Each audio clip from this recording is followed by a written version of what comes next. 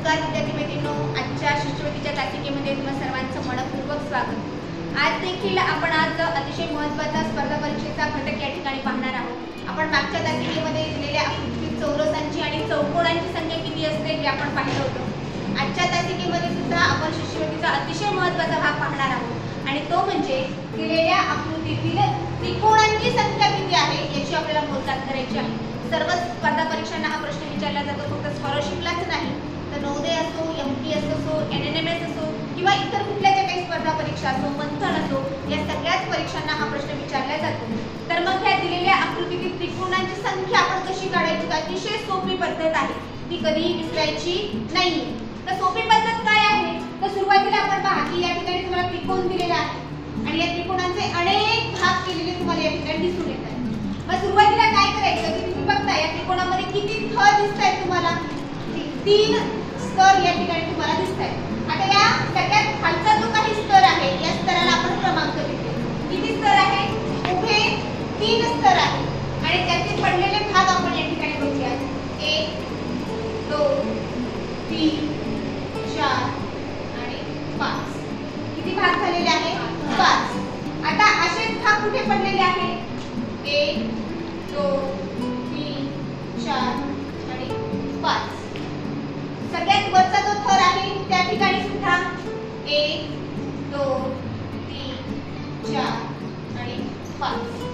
आता बघू, पहिला जो स्तर आहे त्या पहिल्या स्तराची बेरीज करायची।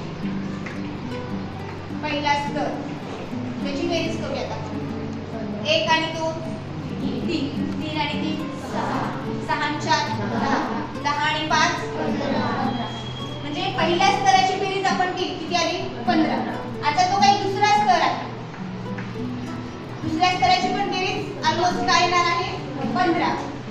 आणि तिसरा जो स्तर आहे त्या तिसऱ्या स्तराची पण बेरीज किती येणार आहे? 15। किती आहे? 15। पहिल्या स्तराची बेरीज 15, दुसऱ्या स्तराची पण बेरीज किती आली? 15 आणि तिसऱ्या स्तराची पण बेरीज किती आली? 15। तिन्ही स्तरांची आपल्याला काय करायची आहे? बेरीज। काय करायची आहे? बेरीज। म्हणजे 15 अधिक 15 अधिक 15, 15 आणि 15 30 आणि 15 45।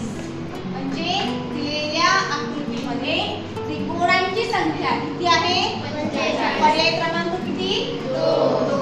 म्हणजे अशा पद्धतीने आपण दिलेल्या आकृतीतील आपण त्रिकोणांची संख्या किती आहे हे कमी वेळेमध्ये अचूक पद्धतीने आणि अशा सोप्या ट्रिकने आपण या ठिकाणी करू शकतो। मिळाले सगळ्यांना? विसरणार का नाही? तर विद्यार्थी मैत्रिणींनो, आज आपण आजच्या तासिकेमध्ये स्पर्धा परीक्षेतील आकृतीतील त्रिकोणांची संख्या यांची मोजदाद कशी करायची हे आपण सोप्या पद्धतीने ट्रिकने या ठिकाणी पाहिलेलं आहे। तुम्हाला सर्वांना समजलेलं आहे? हो। तुम्हाला करता येतील सर्वांना?